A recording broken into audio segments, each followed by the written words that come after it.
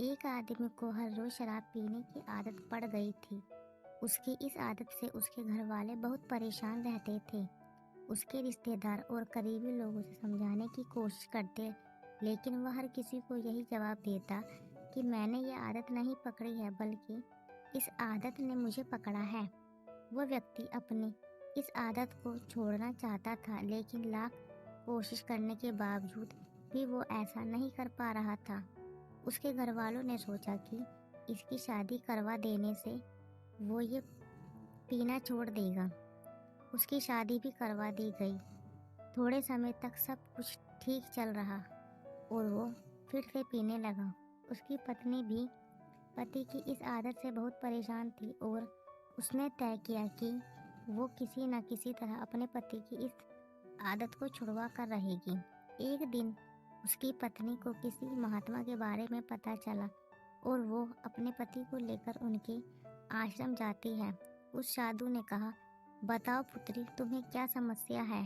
पत्नी ने सारी बातें उस साधु को बताई। साधु ने इस समस्या का समाधान लाने के लिए उस पति पत्नी को कल आने के लिए कहा। अगले दिन दोनों आश्रम पहुंचे तो उन्होंने देखा कि साधु एक पत्थर को पकड़ के खड़ा है। उन्होंने साधु से पूछा कि आप ये क्या कर रहे हो? आपने पत्थर को इस तरह क्यों पकड़ के रखा है? साधु ने कहा, आप जाइए और कल आना।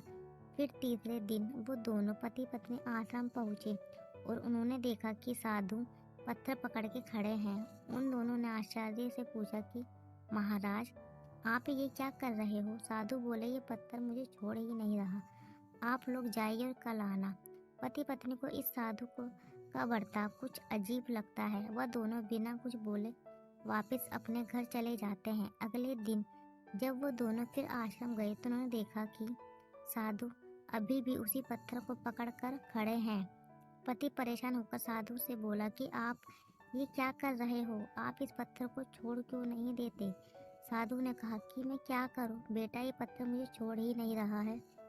तभी पति ने हंसते हुए कहा, महाराज, आपने पत्थर को पकड़ के रखा है, पत्थर ने आपको नहीं। आप जब चाहो तब उसे छोड़ सकते हो। महात्मा ने कहा, बेटा, मैं इतने दिनों से तुम्हें यही समझाने की कोशिश कर रहा था कि तुमने शराब पीने की आदत को पकड़ के रखा है, उस आदत ने तुम्हें नहीं पकड़ा।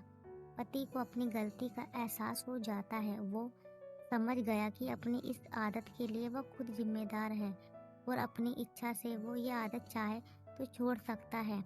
आपको हमारी कहानी अच्छी लगी हो तो अपने दोस्तों के साथ भी शेयर कीजिए और कमेंट बॉक्स में ज़रूर बताइए कि कैसी लगी आपको हमारी कहानी। चैनल पर नए हो तो चैनल को सब्सक्राइब, लाइक, शेयर करना बिल्कुल ना भूलें। जय श्री राम।